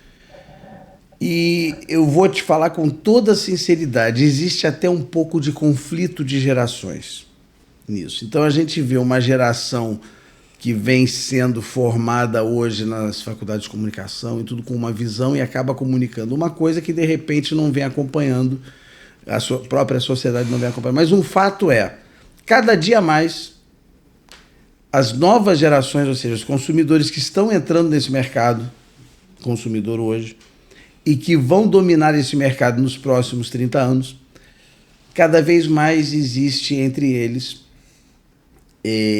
uma consciência ambiental muito grande. Um dos temas principais hoje que se fala a pauta ESG, Environment, Social e Governance, ou seja, aquilo que nós falamos, meio ambiente, social, desenvolvimento humano e crescimento econômico. O governance seria ver a parte de governança das empresas, ou seja, esses três elementos eles andam juntos. Claro que existem abordagens diferentes. Quando você fala do social, você fala de inclusão social, fala de várias coisas que não são tema inicial, digamos assim, do conceito de sustentabilidade. Quando o conceito de sustentabilidade original, ele não fala, por exemplo, se a pessoa tem uma diversidade na sua equipe de trabalho, que você tem que ter ali X% de LGBTQIA+. Eu sempre confundo assim. Né? Isso acabou aumentando esse conceito. Mas o básico é desenvolvimento humano. O que é desenvolvimento humano? Né? É você ter melhor educação, melhor saúde, melhor habitação, consciência, infraestrutura, tudo isso. Agora, uma empresa que colabora ativamente com isso, ela tem uma receptividade maior do mercado. Vou te dar um número, que eu gosto muito de trabalhar com número. Existem pesquisas, uma pesquisa que foi apresentada uns 3 anos atrás no Fórum Econômico de Davos, na Fórum Econômico Mundial em Davos, que da população entre 18 e 30 anos no mundo, o mundo pela primeira vez na história tem metade da sua população de classe média. E a população de 18 a 30 anos de classe média, que representa pouco mais de 1,5 bilhão de pessoas, 78% delas no mundo inteiro, ou seja, a média mundial, mudariam seus hábitos de consumo para reduzir sua pegada de carbono. Então, é aquele negócio, você vai na Alemanha, por exemplo, as pessoas já não pegam mais saco plástico no supermercado, elas levam de casa uma sacola. Isso daí já está enraizado. Por quê? Porque existe a consciência de que o saco plástico... Mas aí... Então, é isso que eu falo, assim, no Brasil é muito complicado essa cultura. Se você chegar no meio... Tem pessoas que têm, eu acho que está muito melhor, mas a cultura não é europeia das coisas, assim, de lá de fora, de algumas coisas. Porque, assim, o cara vai chegar, tem uma empresa aqui que está cobrando 50, outra 100. Ele não vai pagar os 100 por causa do crédito. Lá na Europa talvez pagaria. Você sabe qual... Aliás, lá na Europa talvez o de 50 nem poderia estar no mercado se não tivesse Essa é a questão participando. Que eu ia chegar aí. Meio ambiente, ele vai depender... A dor... Ou então, rapidinho. A dor ambiental, ela muda de acordo com a cultura, com o local. Só para finalizar esse raciocínio. Você vai na Alemanha... ou na Holanda, ou na Bélgica, onde você quiser na Europa, e disser assim, olha, me mostra um esgoto a céu aberto. Você não tem. Você vai numa comunidade mais economicamente, digamos assim, com uma faixa de renda menor no Brasil, você tem esgoto a céu aberto. Você vê criança brincando em valão com fezes boiando. São dores diferentes. Sim, mas assim, é isso que eu tô te falando. E eu tô falando por mim porque foi um paradigma, tá? Porque eu acho que a sustentabilidade, se você mudou muito a minha visão em relação a isso, ela é muito além do que qualquer coisa, é a nossa vida, é a vida dos nossos filhos. Se a gente... Eu fiz uma célula-tronco, eu penso... porque eu não vou ajudar na questão do carbono. Entendeu? Então, assim... E depois até, se você puder falar quanto é que é um custo mais ou menos de uma árvore, assim, já no final da empresa. Mas, assim... o que eu acho que as coisas têm que se mudar e o empresário tem que ter essa visão, que ele precisa fazer isso, basicamente... para ele, assim, se posicionar melhor e ser aquele cara que vai ser o exemplo de colocar. Mas aí também eu acho que a comunicação fundamental. Não é feito em relação e não é dada a importância que é dada. Você quer ver uma coisa? Porque no Brasil tem o futebol, tem milhões, e o vôlei, até que o vôlei é legal, mas outros esportes não tanto. Porque a galera, aí uma vez falou, porque a Globo, não, porque não investe e tal, porque não tem público, o cara não quer ver. Mas não essa questão é uma coisa cultural, depois... É cultural, mas eu não estou falando nem disso, estou falando assim, que isso demora tempo, demora esforço, demora dinheiro, e tem poucas pessoas que têm dinheiro que está disposta a criar, a mudar essa cultura. A cultura é muito difícil de se mudar. A cultura, por exemplo, você pega, eu tô falando de carro porque tô num momento assim, negócio de carro, mas você pega um carro que deu errado há 20 anos atrás, a pessoa tem um negócio. O quanto uma empresa tem que gastar depois para mudar a visão, o posicionamento. Um erro, um movimento errado. E eu acho que a sustentabilidade, por isso que eu tô te falando, é a minha concepção, você vê se eu tô errado. A sustentabilidade pegou o pior caminho que poderia pegar, da questão política. Muitas vezes. Existe uma politização muito grande. Politização. E eu posso te dar alguns exemplos até internacionais. Quer ver uma coisa? Eu estava falando da Europa. A França é um dos países que mais critica qualquer ação de mineração na Amazônia brasileira. Mas a França tem uma Amazônia. A Guiana Francesa tem isso gera um pouco de hipocrisia. Sim, a Guiana Francesa, ou seja, o governo da França, é um projeto oficial, Eu não vi nunca uma nota num jornal sobre isso. Mas se você der um Google lá, Montanha d'Or, ou seja, Montanha de Ouro, você vai encontrar um projeto de exploração de ouro na Guiana Francesa. Mas eu acho que a conta que as pessoas precisam ter em vista é o seguinte: porque a fulano de tal faz e consome o negócio mesmo. Cara, não é o que você consome, é o que você volta de novo pro negócio. Então, que é outro conceito de sustentabilidade. Eu posso ter carro, posso que for. Se eu voltar isso pro negócio, tá tudo certo. Tá equilibrado, vamos dizer assim. Um carro, a produção de um carro envolve mais de 2.000 materiais. Ali você tem materiais como aço, borracha, plástico, cerâmica, enfim, você tem vários tipos de materiais, tá?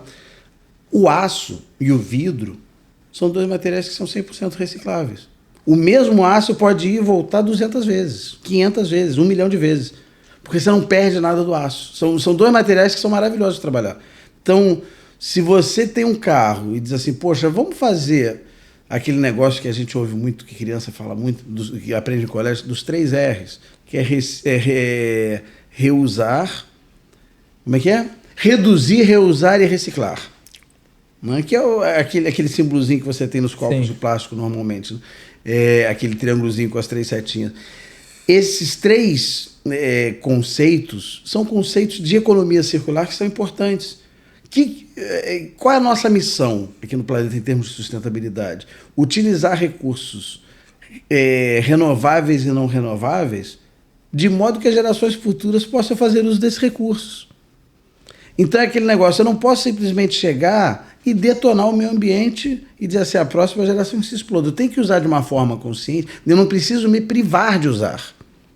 Mas eu tenho que reduzir o impacto. Por exemplo, eu vou fazer um carro, poxa, aquele aço ali, eu vou fazer 20 carros daquele aço. Quando acabar o ciclo daquele carro, eu vou derreter aquele aço e vou jogar aquele aço de novo para a indústria automobilística para fazer mais carro. Aquele vidro eu vou fazer a mesma coisa, porque o vidro é a mesma coisa.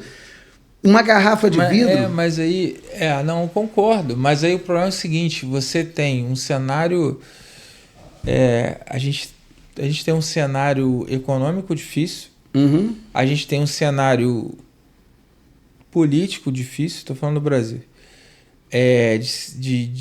de previsão difícil, e é muito difícil você convencer alguém a pagar mais caro, ter mais trabalho.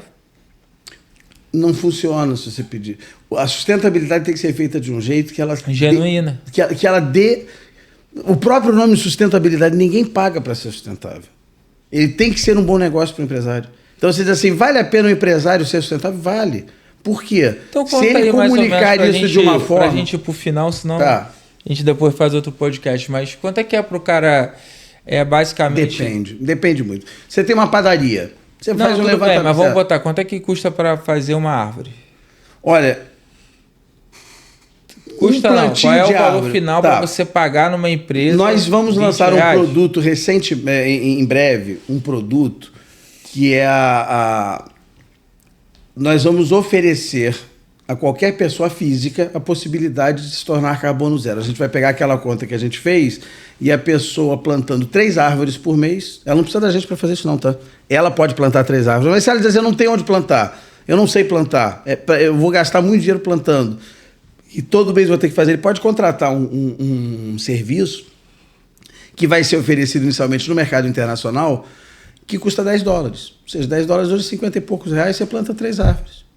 3 árvores? 3 árvores. Então, uma pessoa, ou seja, você diz assim, Mário, eu quero me tornar carbono zero. Você faz uma assinatura de 50 e poucos reais. A gente não vai lançar inicialmente no mercado brasileiro, é isso que eu estou dizendo. A gente vai lançar inicialmente no Japão e na Alemanha, né? Para a árvore ser plantada no Brasil. Então, a pessoa paga $10 lá, que é diferente do que R$50 no Brasil, em termos proporcionais à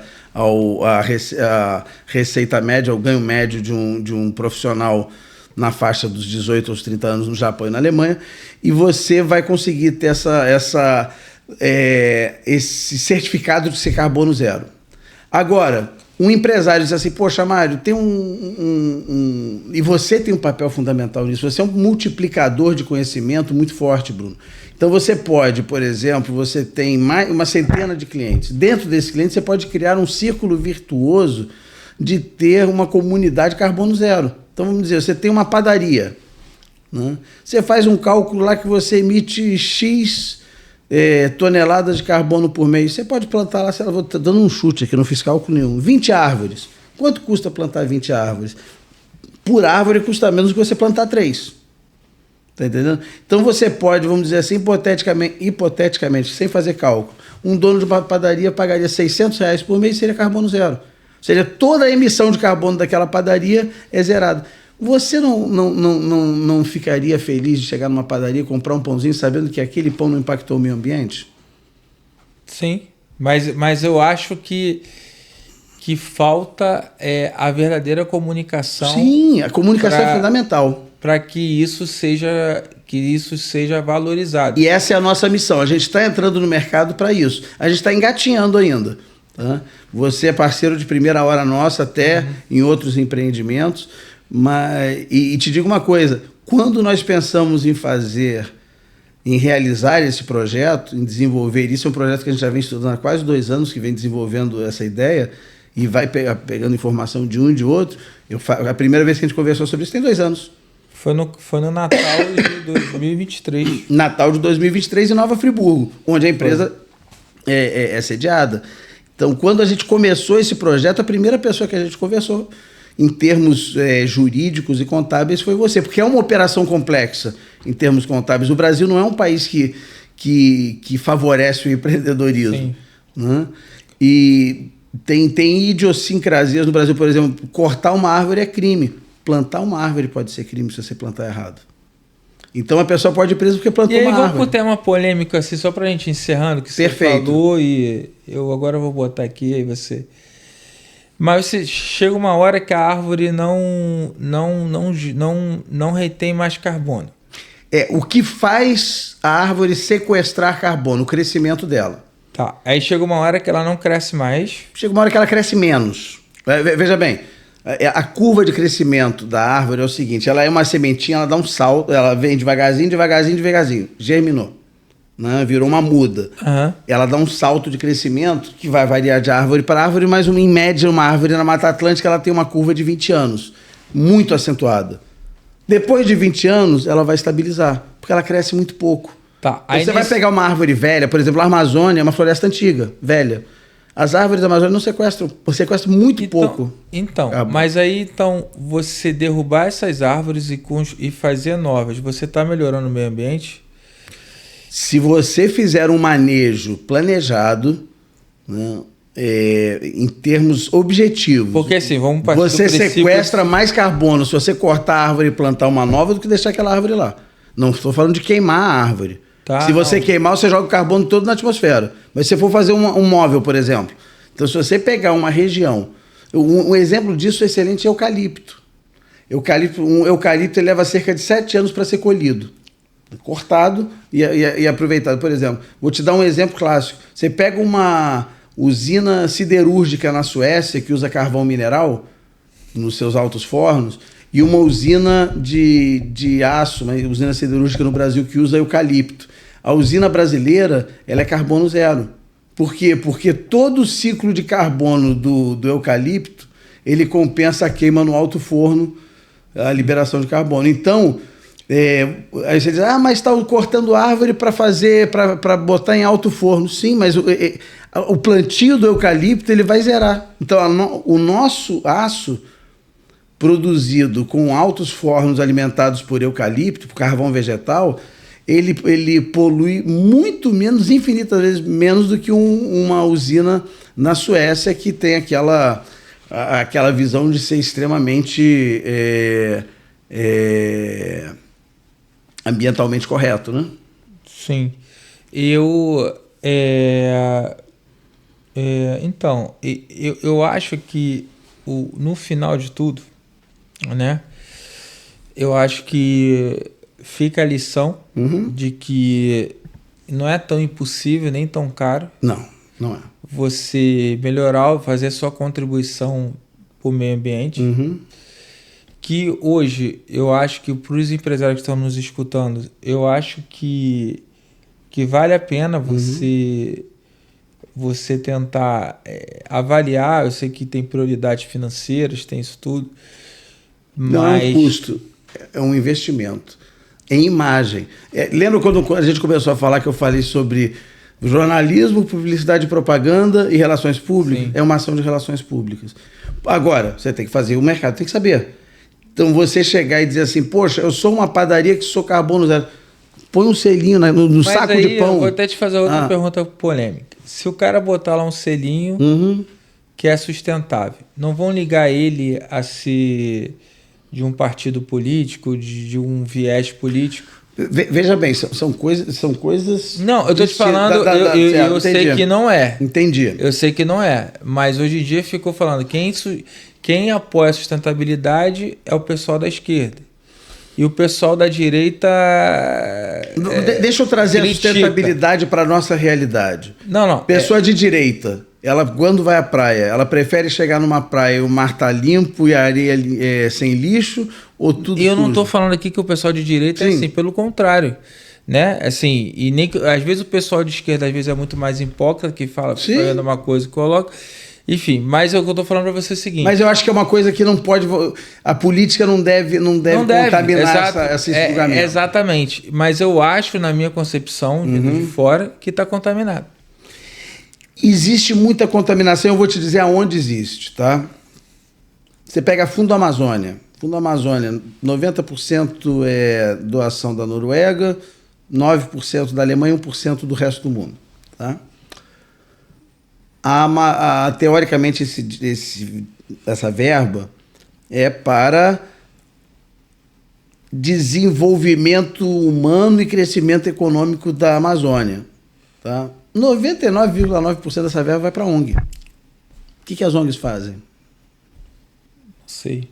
Você está entendendo? Se você for ver o orçamento das ONGs, boa parte do orçamento delas é para fazer evento e tudo. E muito pouco chega... Quando eu digo muito pouco, 10% chega lá na ponta, naquele ribeirinho que está morrendo de sede, que pegou hepatite, que pegou tifo, no índio lá, no Yanomami que está morrendo, e a imprensa não fala. Então o que acontece? Existe muita hipocrisia. Mas isso eu acho que começou um pouco naquela questão lá com o Bolsonaro, negócio de queima do Amazônia, que aí fez aquele alarde todo com a França, aí ficou... um apoia, outro não apoia, aí vem hoje, e hoje tá pior do que estava antes. Assim, politicamente. Então, assim, eu acho que a esquerda, né, no caso, eu não estou criticando, mas é a minha percepção, é a minha opinião aqui, não é da minha empresa, enfim, politizou uma situação em que não tinha que se politizar. Não tinha. Existem certas coisas... Não é que eles são mais a favor da sustentabilidade que as outras pessoas. Não é que um é a favor a cortar a árvore e o outro é a favor a colocar... porque é o que você falou, mas aí gera, porque corta para a questão industrial e a questão comercial. Cara, o mundo vive comercial. Se você não gerar dinheiro, vende muitas coisas de lá. A sustentabilidade, ela precisa ter o crescimento econômico. Aí você Se ela não tiver o crescimento econômico, não é sustentabilidade. E aí tem um ponto seguinte. Aí a pessoa que critica é a pessoa que compra um casaco, que, enfim, compra um móvel que veio de uma madeira de lá, que foi... Então, assim... Tem toda essa hipocrisia. Aí o outro lado, para se defender, que é da direita, fala, então tu é hipócrita. E aí, às vezes, não tem essa visão que a gente falou hoje, da troca do crédito. E aí vira uma guerra política de um lado para o outro. Eu vou te dizer uma coisa. Que atrapalha o que é principal. Essas questões, a ciência... Ou eu estou errado, eu estou viajando. Não, você tem muito fundo, tem muita...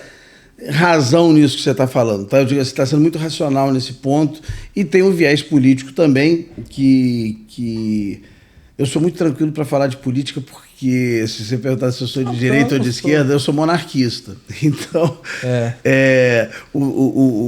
inclusive no plebiscito, eu votei pelo parlamentarismo monárquico. Então, eu me sinto muito confortável para falar sobre isso. Tá? Certas questões... Nós temos uma dificuldade muito grande no Brasil de separar governo de Estado. Né? E eu, como monarquista, eu consigo separar bem. Certas questões são de Estado, não são de governo. E deveriam ser, embora no Brasil não seja. Então, por exemplo, sustentabilidade é uma questão de Estado, educação é uma questão de Estado, segurança é uma questão de Estado. Né? não importa quem seja o presidente, segurança, educação, justiça, saúde, são questões de Estado. Agora, questão de governo. Se o cara vai botar os juros para cá, os juros para lá, são questões que tem que flutuar. Infelizmente, no Brasil, nós temos uma dificuldade muito grande de perceber essa diferenciação. Tá? O que nós temos, que é claro, certas coisas não devem ser politizadas. Questões de Estado não devem ser politizadas. Né? Por quê? Porque... E aí você vai falar de planejamento de saúde. Nós tivemos aí o caso da pandemia, que foi politizada. O vírus ele não quer saber se você é de direita ou de esquerda. Né? O tratamento não quer saber se você é de direita ou de esquerda. Sustentabilidade é igual. Né? Quando se fala 2024, nós perdemos... eu não lembro agora, eu posso estar cometendo um erro, mas salvo melhor juízo, em torno de 50 milhões de árvores em função de queimadas. Foi um dos maiores índices de toda a história do Brasil. 2024. Né? Em 2024. Já era novo governo. Mas você... Não, eu não consigo, por isso que eu estou dizendo. Eu não estou dizendo que o novo governo foi responsável por isso. Sim, foi um fator. Né? Existem várias coisas que influem em queimadas. Inclusive, vou te falar uma coisa que a gente até... Mas eu só estou falando da questão política, porque isso no outro governo virou um caso a exploração desses dados. Exato. Isso que eu estou falando. A exploração de usar o meio ambiente para algo político, para mim, é um crime. Sim. De você usar aquilo culpando o que você falou. A queimada existe desde não sei lá o que. Aí se colocou como se... Entendeu? Você sabe qual hoje dos maiores... Isso só atrapalha a gente, cara. Um dos maiores focos de início de incêndios florestais no planeta, que no planeta eles estão abolindo a limpeza a fogo de áreas. Você pega na Califórnia, por exemplo, os índios da Califórnia, durante séculos, eles limpavam aquela vegetação rasteira, folhas que caem e tudo. Como é que eles limpavam? Eles tacavam fogo, de uma forma controlada. Então você acaba tendo que, quando vem um incêndio florestal, ele acaba não se alastrando porque toda a matéria orgânica que poderia pegar fogo já foi queimada antes, já foi limpa. Hoje, quando você pega numa região propensa a incêndio florestal e você tem muita matéria orgânica no chão, aquilo ali é combustível, cara. E você hoje não pode mais fazer limpeza de terreno com fogo. Então, quando bate ali, aquilo ali lambe. Né?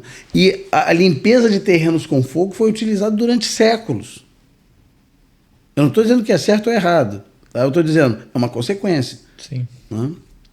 Exato. Então, assim, eu acho que, na minha opinião, tem que tirar a política no meio. Totalmente, é um tema, concordo. É um tema que é de nossa sobrevivência, é um tema importante. Não tem planeta B. O cara que adere lá o carbono zero, não tem que ser taxado de nada. Ele é a favor e ponto, e acabou. E independente do que ele pensa, do que ele faz, do time que ele torce, pela política que ele entende que é melhor. E aí eu entendo, cara, que a gente tem que caminhar por algo...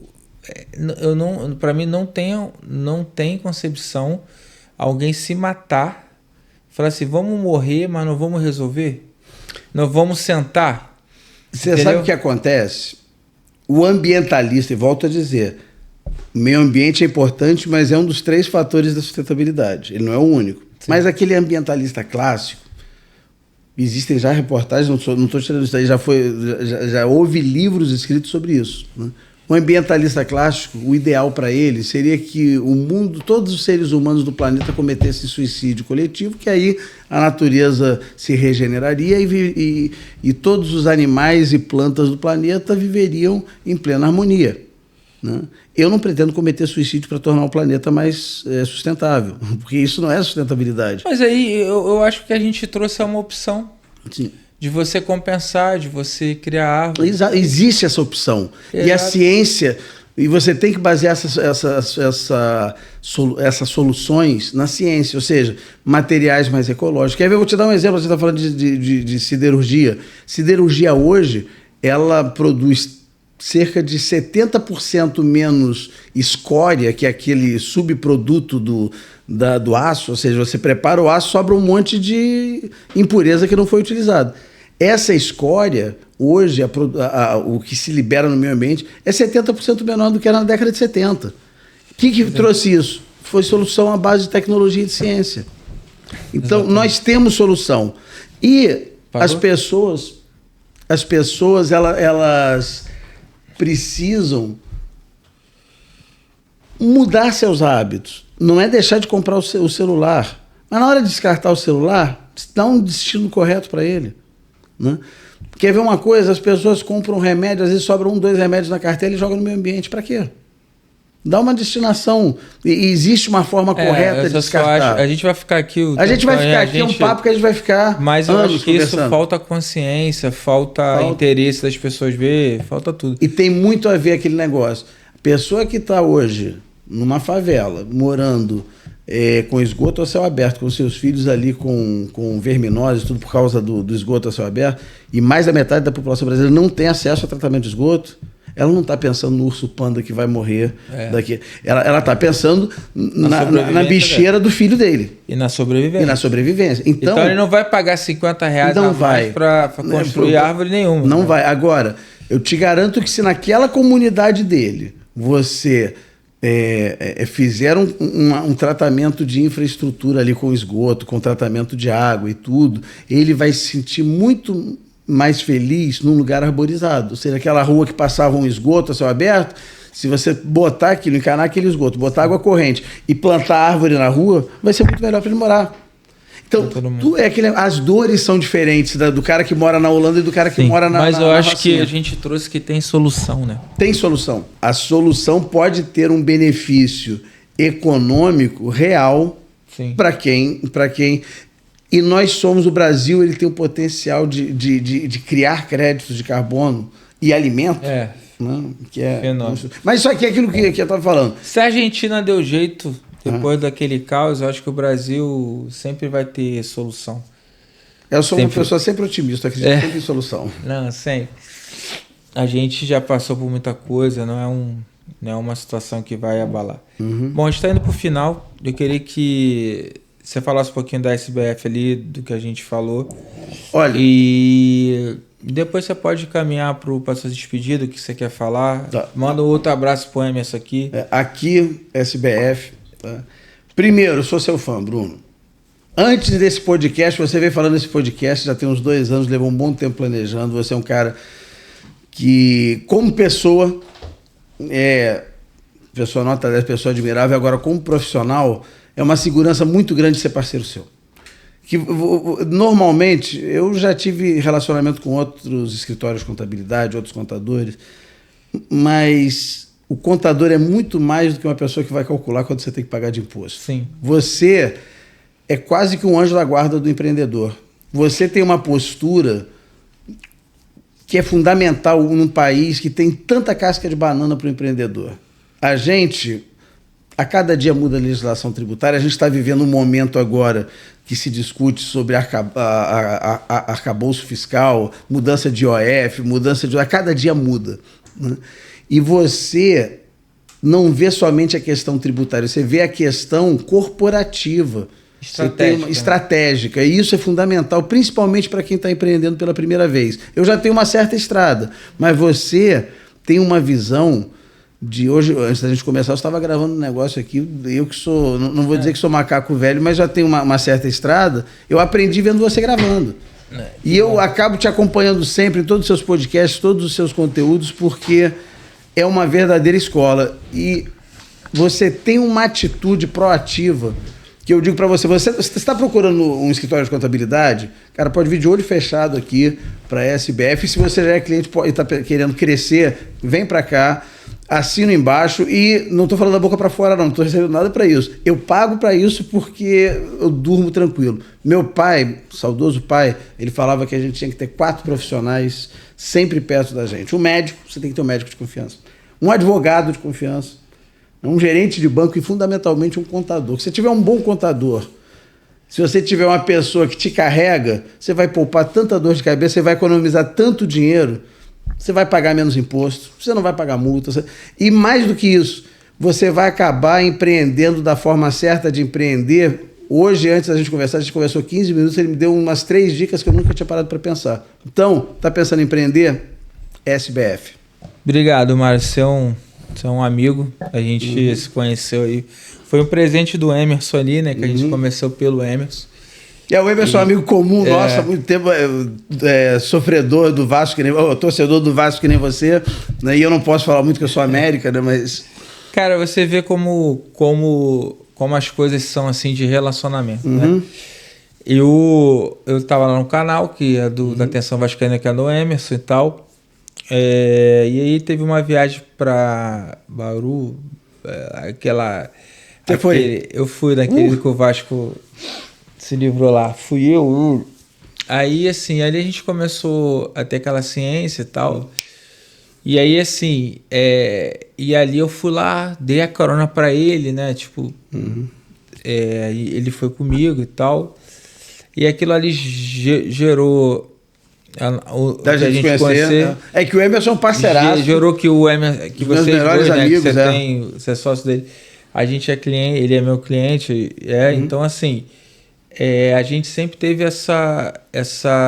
eu sempre entendo que o relacionamento, você pode estar mal financeiramente, você pode estar o que você quiser, mas se você tiver relacionamento, por isso que tem outra coisa que eu já converso com você 2 anos, que é sobre o evento. Vamos tentar colocar isso para frente. Vamos tirar do papel. Tem muita coisa boa para fazer. Principalmente uma coisa que você vem falando que eu acho que é fundamental num ambiente corporativo: relacionamento. Então, hoje, se você tem uma comunidade com 120 clientes teus de vários nichos, você coloca todo mundo junto, você intercambia ideias. É isso. E mesmo isso que não seja de áreas afins. O maior exemplo é esse fórum que eu participo anualmente, né, o CIPS. Você tem gente, tem médico, tem advogado, tem engenheiro, tem político, tem arquiteto. Junta tudo ali, você acaba aprendendo um pouquinho de uma área que não é tua. Então, quando você reúne pessoas de competências diferentes... Eu tenho uma visão que é o seguinte: você está vendendo crédito de carbono. Tudo bem que o podcast está dando uma visibilidade maior. Inclusive, é o primeiro podcast que a gente participa. Viu?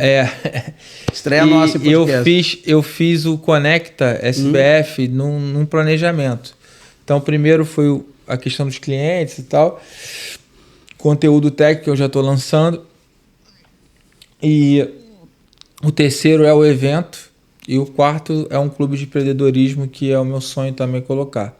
Excelente. Então assim... Estou inscrito. A hora que você disser lancei, pode mandar carteira 01 para mim. E às vezes assim, desanima, que você precisa de dinheiro, é aquela coisa assim, você tem uma ideia boa... E o Brasil não estimula o empreendedorismo. É impressionante. É tudo mais difícil. Às vezes até tu encontrar pessoas boas para fazer. Verdade. E o evento, eu tenho a consciência de que o evento, por exemplo, eu tenho meu pai que conserta a câmera, eu tenho um cliente que é clínica estética, tem outro que é odontológico, tem outro que é o psicólogo. Então, assim, eu acho que eu tenho uma missão de conectar essas pessoas e falar, pô, esse cara faz um trabalho bom e tal, e tem uma validação para isso. Claro. Porque eu acaba que você coloca. Então, assim, eu, graças a Deus, tenho uma carteira que, cara, tem um relacionamento muito bom. Eu sei que todos que fazem um trabalho bom, e a gente tem um cenário bem difícil. São muitas dores que a gente tem, né, como empreendedor. Então, quando eu criei o podcast, eu criei no momento onde eu estava passando por um momento nem depressão. Eu me lembro disso, você comentou comigo. De um momento de desânimo, porque você tem que tomar decisão sozinho e tal. Isso me levou para um buraco de algumas coisas, e aí eu falei, não, eu tenho essa missão de comunicar, de fazer, enfim. E eu acho que esse é o que a gente precisa fazer. Sem dúvida. Multiplicar. Entendeu? Tá lá, tá o canal, tá o inscrito. Às vezes você fica chateado porque tem uma coisa que dá menos visualização. Mas eu acho que quando você planta com coração sem esse viés... Eu sou espectador assíduo, viu? Gosto muito. Sem esse viés de financeiro somente, tudo bem que tem que ser, mas tem que ter propósito antes do financeiro, é assim que eu entendo. O teu propósito é muito legal, tá de parabéns, porque eu sei que a empresa que você vai construir, enfim, ela tem um propósito antes do financeiro, que é justamente trazer essa consciência que a gente teve aqui hoje no podcast, de coisas que a gente não sabia, de como fazer, de o quanto é importante a gente cuidar do meio ambiente para os nossos filhos, para os nossos... Sem dúvida. Você vê o meio ambiente, se você começar a não agredir, ele se recupera. E eu vou te falar, só para finalizar isso que você está falando, eu, muito cedo na minha vida, eu aprendi a tomar decisões baseadas num tripé. E esse tripé é um tripé que eu recomendo para qualquer um. Que na natureza, se você tiver 3 pontos de apoio, você sustenta qualquer estrutura. E esse tripé, ele vale para a nossa vida, que é o quê? Primeiro, você vai entrar no negócio, primeira coisa que você tem que ver é lícito. Eu só entro se for lícito. É 99% lícito, então não quero. Tem tanta coisa que é 100% lícita, então vamos lá. E você ter um apoio de um profissional, de uma empresa como a sua, te facilita muito isso, porque tem muita casca de banana. Porque às vezes tu não quer entrar no que não é lícito, mas tu entra sem querer. Né? Sem querer, sem saber. Eu vou te dar um exemplo nosso. Quando a gente começou a pensar nisso, a gente começou a montar um viveiro de planta, de muda. Aí tem um amigo do INEA, ele foi lá na área que ele estava construindo e disse assim: o que você está fazendo? Eles estão fazendo um viveiro de planta. Eu disse: cara, para com isso. Se você não tiver todas as licenças agora para fazer isso, você vai preso. É proibido você criar muda. E aí? Eu não sabia. Ou seja, na experiência e tudo. E aquilo que eu digo, esse apoio, esse suporte você dá pra gente. O segundo passo é o que? Ele tem que ser realizável. Porque às vezes você tem uma boa ideia, mas, por exemplo, você tem um terreno, uma propriedade, e embaixo da propriedade você tem um poço de petróleo. Sim. Como é que você tira o petróleo de lá? Então, só você com uma picareta e uma pau você não vai tirar, então ele não é realizável. E, finalmente, o terceiro, ele tem que ser proveitoso. Que não adianta você entrar num empreendimento e lá na frente você descobrir que não era aquilo que você queria. E o proveitoso, eu não falo só de dinheiro, não. Dinheiro é importante, mas tem a satisfação pessoal. A gente tem uma passagem muito curta aqui nesse planeta. Muito curta. E tem uma coisa, o dia que a gente se for, em pouco tempo, você vai ser só uma fotografia na parede de alguém. Depois de algum tempo, nem isso você vai ser. Então a gente tem que deixar um legado para as próximas gerações. Se todo mundo fizer um pouquinho e se preocupar com o legado que vai deixar, a gente vai viver numa sociedade melhor, numa sociedade mais justa, com mais... É tão bom sempre num parque você ter árvore, ter passarinho. Sim. Tudo isso tem que ser preservado. E quem tem que preservar somos nós. Não adianta a gente terceirizar isso. Perfeito. E obrigado, porque você abriu muito minha mente em relação a isso. Estou às ordens, quero participar de novo, adorei esse papo. O papo contigo é sempre muito bom. Vamos fazer aquele projeto lá Vamos. Porque antes a gente conversou, eu falei exatamente isso para ele. Eu falei, cara, acho que a gente precisa... A tua empresa, o que você vai construir é muito legal, mas eu acho que a gente precisa ter uma construção mental das pessoas, sem conscientização. Dúvida. E você é fundamental nisso. Sim, do que a gente precisa fazer. Sem dúvida. Então... E criar um círculo virtuoso que a gente contamine positivamente as pessoas que convivem com a gente, porque é um trabalho de formiguinha. Eu falo para você mudou minha... Você vai chegar em casa e vai conversar com tua esposa, com tuas filhas. A gente vai multiplicar. Vai multiplicar, elas vão chegar no colégio, papai não sei o que, vai falar... Isso aí multiplica. Você quer ver um exemplo claro disso? Uns 20 anos atrás, você andava nas ruas do Rio de Janeiro, você tinha cocô de cachorro espalhado para tudo que é canto. Começou-se uma campanha do pessoal, o cachorrinho saiu com o cachorro, leva um saquinho plástico. Hoje em dia você quase não vê cocô de cachorro. É uma coisa básica. Cinto de segurança. E outras coisas, então... Por isso que eu te falando, é campanha. É conscientização. Aquela conscientização. E o empresário, ele tem se o empresário... Você tem 2 padarias do bairro. Aí você olha, o pãozinho numa é R$1, na outra é R$1,02. É R$1 mesmo. Porque eu quero dizer, eu vou gastar um pouquinho mais, mas eu vou vender mais pão. Se você tiver a opção de comprar numa que é carbono zero e numa que não é carbono zero, um trabalho bom... Hoje eu compraria no carbono zero. Antes, assim, eu não tinha... Você não vai pagar mais caro, você não vai pagar R$2 para comer o pão. Então, sim, mesmo. Mas se custar R$1, as vendas do que é carbono zero, sim, é necessário isso. E que vai vender para o mercado externo, tem que ser, você tem que ter essa questão de rastreabilidade, o selo. Então, tudo isso é muito importante.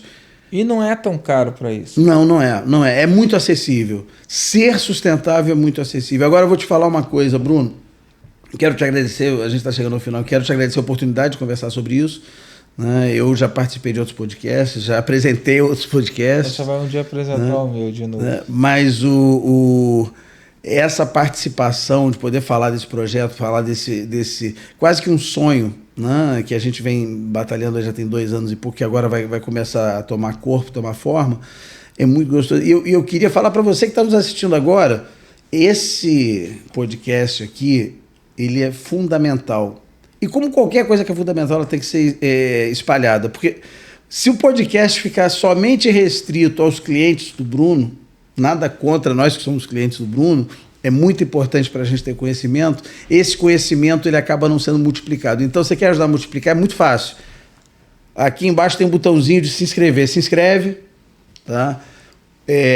Curte esse vídeo, né? Coloca o joinha. Comenta lá. Comenta. Se você não souber o que comentar, põe um joinha. Sustentabilidade. Escreve hashtag sustentabilidade. Escreve assim, hashtag SBF sustentável, tá? Porque isso vai fazer com que multiplique e que outras pessoas... O algoritmo do YouTube vai dizer, poxa, isso aí é relevante. É um tema relevante. E faz uma coisa que é muito simples também. Gostou? Fez tudo isso. Se inscreveu, curtiu, comentou, manda para 5 amigos. E pede para eles fazerem a mesma coisa. Você vai ver o poder que isso tem. Isso aqui multiplica rapidamente, você vai estar criando um ambiente favorável a você transformar... Inicialmente aqui é a nossa local, aqui no seu bairro, na sua comunidade, né? E isso vai expandir e a internet hoje ela tem um potencial de multiplicar a informação, de multiplicar conhecimento que é muito grande. Faça a sua parte, seja sustentável a partir de hoje e começa curtindo, comentando, se inscrevendo, compartilhando, fazendo tudo isso. Mário, foi um prazer, muito obrigado mesmo por tudo. Tuas ordens. Vamos gravar outros quando esse projeto... A hora que você quiser. Quando esse projeto estiver indo... Gostei, ó. Um grande abraço. Foi ótimo. Obrigadão mesmo.